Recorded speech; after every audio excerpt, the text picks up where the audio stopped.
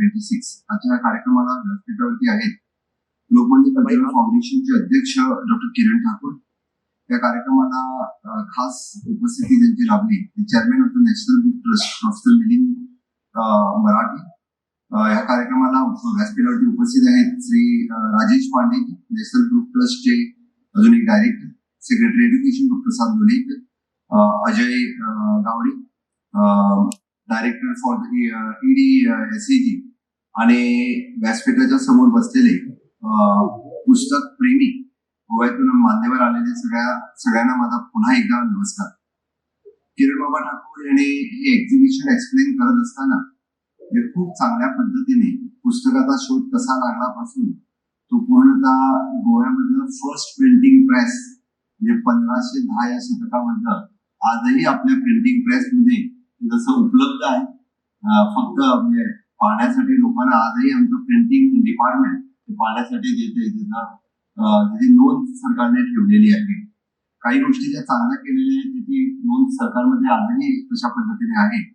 Nalanda institute पासून पूर्ण भारतभर आणि जगभर पुस्तकाचा प्रचार म्हणजे खूप मामांचा अभ्यास खूप दांडगा आहे आणि त्याने खरोखरच म्हणजे अप्रिशिएट मामांसाठी खूप टाळ्या वाजवायला पाहिजे.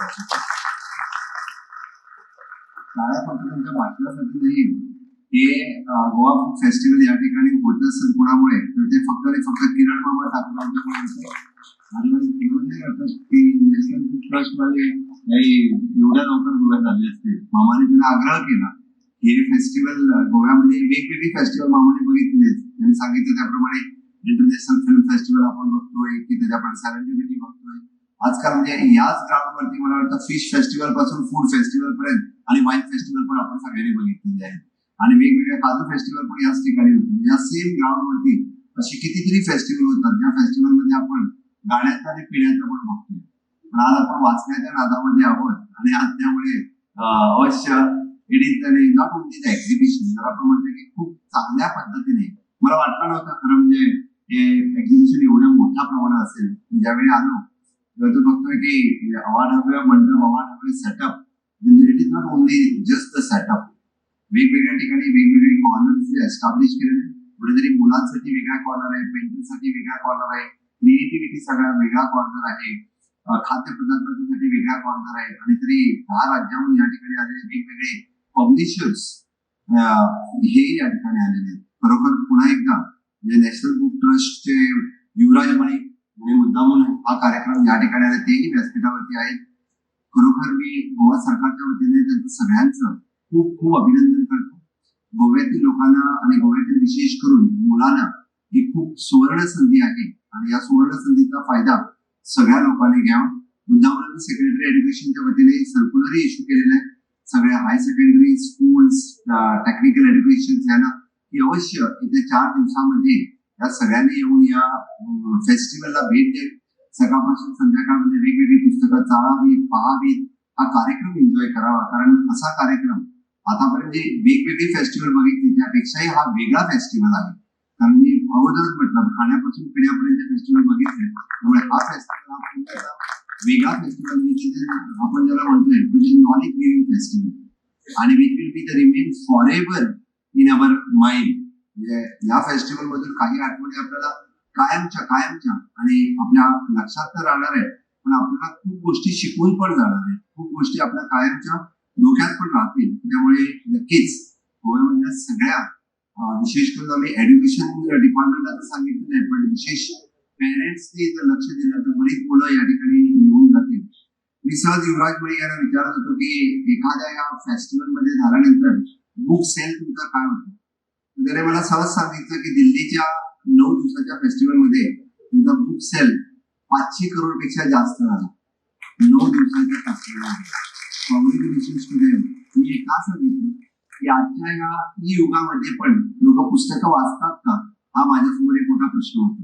पण हे सिद्ध झालं की हो, आजही लेखक आहेत आणि त्या म्हणजे आजही वाचक आहेत म्हणून लेखक अशा चांगल्या पद्धतीने पुस्तकं लिहितात आणि पब्लिशर्स ती पब्लिश करतात आणि त्यामुळे लेखकांना चांगल्या हुरूप येतो की नवीन वेगवेगळ्या भाषांमध्ये आपण अशा पद्धतीनं पुस्तकं लिहायला पाहिजेत आणि नवीन म्हणजे कविता संग्रह असेल, काव्य संग्रह असेल, अशी पुस्तकं ते पब्लिश करतात. या 4 दिवसाच्या फेस्टिवलमध्ये वेगवेगळे लेखक, दिग्दर्शक, वाचक हे आपल्याला भेटायला इथे येणार आहेत. त्यांची डिस्कशन या स्टेजवरती असणार आहे आणि विशेष करून छत्रपती शिवाजी महाराजांच्या वरती काव्य आणि नाट्य संगीताने जे आयोजन केलेलं आहे ते तर उत्कृष्ट मला वाटतं पाहण्यासारखं असेल. त्यामुळे इतर परिसरातल्या लोकांना this will be one of the best opportunity असं मी म्हणेन. नक्कीच गोव्यातली लोक तमाम, कारण असं बघितलं तर आपण बघतोय की लोक उत्सवाला जो दांडगा प्रतिसाद जो लोकांचा बघितला की 10 दिवस लोक तुरुंब खरेदी करण्यासाठी लोक कितीतरी मोठ्या प्रमाणामध्ये, म्हणजे पणजी जाम व्हायची, मिरामारचा रस्ता अक्षरशः जाम व्हायचा. त्याच पद्धतीने पुढचे 4 दिवस यावेळी पुस्तकं खरेदी करण्यासाठी लोक येतील याची मला खात्री आहे. गोवेकर कसे आपण सुशेगात शब्दाचा पण चांगला अर्थ सांगितला, लोक सुशेगात वेगळ्या अर्थाने घेत होते, पण तुम्ही खूप चांगला अर्थ मराठे साहेबांनी त्याचा सांगितलं की गोव्यातील लोक तसे तृप्त आहेत आपण म्हणतो आणि जे आर कल्चर ओरिएंटेड लोकांना साहित्य त्याच्यामध्ये आवड आहे. आजही गोव्याचं संगीत नाटक हे महाराष्ट्राच्या नाटकाच्या बरोबरीने कधी कधी आम्ही पहिले येतो, महाराष्ट्रानंतर येतो. ही आमच्यासाठी अभिमानाची गोष्ट आहे, कारण अखिल भारतीय संगीत नाटकाच्या स्पर्धेत गोव्यातील संगीत नाटक पहिलं येणं हे आमच्यासाठी तेवढंच महत्वाचं. आणि आता तर मी म्हणेन की गोव्यामध्ये कल्चर खूप मोठ्या प्रमाणे वाढायला लागलाय की अप्रॉक्सिमेटली म्हणजे 40 ते 50 गावातून वारी चालत पंढरपूरला जायला लागलेली आहे आणि त्यामध्ये युवा या वारीमध्ये सहभागी व्हायला लागले. प्रत्येक वारीमध्ये 150 ते 200 लोक असतात. 50 गावातून वारी या ठिकाणी पंढरपूरला जातात आणि या काळामध्ये पाहण्यासारखं आहे. त्यामुळे मी म्हणतोय की लोक कल्चर विसरलेले नाहीत, अजूनही कल्चर खूप मोठ्या प्रमाणामध्ये म्हणजे मुलं आत्मसात करायला लागले. आपण फक्त त्याला एखादं समजावून सांगणं किंवा त्याला त्या बाजूने आणणं हे खूप गरजेचं होतं. या फेस्टिवलची म्हणजे थीम आहे with an ocean of stories which is very much linked with Goa. आपण समुद्राच्या काठावरती म्हणजे मांडवीच्या ह्याच्यावरतीच आपण हे फेस्टिवल लावलेलं आहे आणि गोव्यामधला निसर्ग एक्सप्लेन करत असताना गोव्यातील कित्येक लेखकांची नावं आपण म्हणजे रवींद्रबाब केळकर असो, दामोदर मावजो असो किंवा रिसेंटली प्रकाश पर्येकर असो, असे कितीतरी लेखक आहेत. मराठी, कोकणी, इंग्लिश या सगळ्या साहित्यामध्ये आपलं साहित्य प्रसिद्ध करत आहेत आणि साहित्य अकादमीचे अवॉर्ड आपल्या दामोदर मावजो यांना भेटले. गोव्यासाठी कोकणी साहित्यिकांना खरोखरच एक अभिमानाची गोष्ट आहे की आजही कोकणीमधलं लिटरेचर खूप मोठ्या प्रमाणामध्ये डेव्हलप होत आहे. गोव्यातील कित्येक नवीन युवा हे मराठीच्या बरोबर कोकणी साहित्य पण निर्मिती खूप मोठ्या प्रमाणामध्ये करायला लागलेले आहेत. त्यासाठी आता हे फेस्टिवल अजूनही त्यामध्ये ऍड करेल की नवीन मुलामध्ये पुस्तक वाचनाबरोबर लेखनाचीही हॅबिट नक्कीच क्रिएट करेल. नवीन लेखक, नवीन कवी, नवीन साहित्यिक यातून निर्मिती होईल आणि या फेस्टिवल मधून इट विल क्रिएट, ज्याला आपण म्हणतोय की विकसित Bharat for the 2047. It is not only for the infrastructure wise but it is for the literature wise. भारताचा विकास हा त्या दृष्टीने होणेही हा खूप गरजेचं होतं. म्हणून म्हणेन मी this festival will put as a foundation for this विकसित Bharat theme in right way असं मी म्हणेन. आणि ह्या फेस्टिवलच्या नंतर कित्येक मी बघतोय की नवीन मुलं एखाद्या जेव्हा भव्य असं फेस्टिवल बघते तर त्यांच्या मनामध्ये एक आकर्षण क्रिएट होते. आपण पण एखादा पुस्तक का लिहू नये. हे आजही मुलं नवीन पुस्तक लिहिताना पण हे कधी शक्य होते तर अशा पद्धतीचं फेस्टिवल बघितल्यानंतर शक्य होते. न्यू आयडिया ऑफ म्हणजे honourable prime minister Narendra Modi ji यांनी जे सांगितलं की आताचे जे यंग रायटर्स आहेत म्हणजे बिलो 30 इयर्स की त्याने लिहिलेली पुस्तकं ही आजही पब्लिश करतात. युवराज मुळे यांनी जे सांगितलं आणि त्याचं शेवटी परत त्याचं मानधन त्यांच्यासाठी देतात आणि which is in the big way. They have selected more than 2,000 writers and amongst them the 20 they have selected. They have got the remuneration and it is in lakhs of rupees at a young age. This is also the new scheme which is launched by the government of India. म्हणजे writer साठी सुद्धा एवढा scope आहे. आपण फक्त याचा awareness मुलांच्या मध्ये पोहोचवणं गरजेचं आहे, कारण मुलं यामध्ये म्हणजे खूप लिटरेचर लिहायला तयारी असते मुलांची, ते पोहोचवणं गरजेचं आहे. दिस इज अ न्यू कन्सेप्ट. हा लोकांपर्यंत जोपर्यंत पोहोचत नाही तोपर्यंत इथली नवीन मुलं या कन्सेप्ट मध्ये येणार नाही असं मला वाटतं.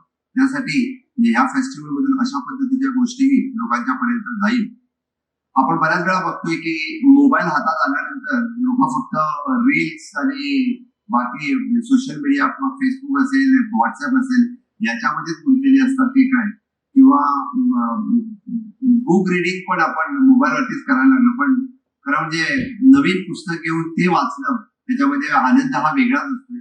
तो आनंद काही आपल्याला मोबाईलवरच्या पुस्तकामध्ये कधी मिळत नाहीये. त्यामुळे तो नवीन पुस्तकामधूनच मिळतोय. त्या पुस्तकाचा वाचण्याचा एक आनंद आणि बाकी एक सुगंध जो असतोय तो वेगळाच असतोय. त्यासाठी आज मी आवाहन करेन की नवीन पिढीसाठी मोबाईलवरती पुस्तक वाचण्यापेक्षा ते नवीन पुस्तक घेऊन वाचणं हे फार महत्वाचं आहे. नक्कीच आज ह्या म्हणजे फेस्टिवलच्या नंतर बरेच जण पुस्तकं खरेदी करतील असं मला वाटतं. अलॉंग विथ दिस आपण 150 वर्ष वंदे मातरम साठी कम्प्लीट होतात. सरदार वल्लभभाई पटेल त्यांचं पण एक्झिबिशन आपण या ठिकाणी लावलं. त्याचाही खूप मोठ्या प्रमाणामध्ये अवेअरनेस या ठिकाणी होईल असं मला वाटतं आणि त्याचाही फायदा सगळेजण घेतील नक्कीच, मी खात्री बाळगतो. आणि मी फक्त एवढंच सांगेन की आपण ज्याला म्हणतो की education is the foundation of the strong society, खरोखर जर आपण शिकलो तर टिकेल ज्याला आपण म्हणतोय. त्यामुळे अशा पद्धतीने भारत सरकारने आणलेली न्यू एज्युकेशन पॉलिसी असेल, तिची जे इनोव्हेटिव्ह आणि क्रिएटिव्ह आयडिया मुलांच्या मध्ये आणण्यासाठी न्यू एज्युकेशन पॉलिसीचा खूप मोठा फायदा, आणि परत त्यातल्या त्यात मातृभाषेतून शिक्षण हा एक जो कन्सेप्ट जो न्यू एज्युकेशन पॉलिसी मध्ये दिला तोही खूप महत्वाचा आहे. त्यामुळे आपण ज्याला म्हणतोय की ज्या रिजनल लँग्वेजेस पुनर्जीवित व्हायला लागल्यात आणि रिजनल लँग्वेजेस मधून लोक शिकायला पण लागले, वाचायला पण लागलेत आणि लिटरेचर पण नवीन यायला लागले. म्हणून कन्याकुमारी पासून काश्मीर पर्यंत ज्या ज्या प्रांताची जी जी भाषा आहे त्या भाषेमध्ये लोक खूप मोठ्या प्रमाणामध्ये रिजनल लँग्वेजेसला स्कोप द्यायला लागले. मग पूर्णतः प्रोफेशनल एज्युकेशन सुद्धा रिजनल लँग्वेजेस मध्ये येणं हे खूप गरजेचं होतं. त्या निमित्ताने का असे ना, म्हणजे खूप मोठ्या प्रमाणामध्ये रिजनल लँग्वेज लोकांपर्यंत अजूनही खूप मोठ्या प्रमाणामध्ये डेव्हलप व्हायला लागलेले आहेत. नक्कीच हे गोवा बुक फेस्टिवल 2026 हा एक स्तुत्य उपक्रम आपण या ठिकाणी national book trust of India याने आयोजित केलं. गोवा सरकारच्या वतीने आणि गोव्याच्या लोकांच्या वतीने मी आपलं सर्वांचं खूप खूप अभिनंदन करतो. आणि नक्कीच गोव्यातील लोक सगळ्या फेस्टिवलला प्रतिसाद तर देतात, पण या फेस्टिवलला अजूनही मोठ्या प्रमाणात प्रतिसाद देतील याची मला खात्री आहे. आणि पूर्णतः 4 दिवसाचा फेस्टिवल फक्त गोवेकरच नाही, तर मला वाटतं या बाजूने असलेले दोन्ही डिस्ट्रिक्ट म्हणजे कर्नाटक आणि महाराष्ट्रातले बाकीचे लोक पण या फेस्टिवलला येतील. कारण त्यांना जवळपास म्हणजे या जवळपास त्यांच्या जिल्ह्यामध्ये असं फेस्टिवल कधी होणार नाहीये. त्यामुळे मी सगळ्यांना आवाहन करेन की या फेस्टिवलसाठी अवश्य गोव्यामध्ये असलेले टुरिस्ट हे फेस्टिवल पाहायला या ठिकाणी येईल आणि एन्जॉय दिस फेस्टिवल. बुक घेतील, वाचतील, आपले असणारे प्रत्येक कार्यक्रम हे एन्जॉय करतील. आपणास पुरेसे परत एकदा मी गोवा बुक फेस्टिवल 2026 हा सक्सेसफुल फेस्टिवल गोव्यातला होईल. आणि दरवर्षी तुम्ही हा फेस्टिवल या ठिकाणी आयोजित केला तरी सरकारच्या वतीने आपल्याला सहकार्य असेल याची मी खात्री देतो. आणि माझे जय हिंद, जय भारत, देव बरे.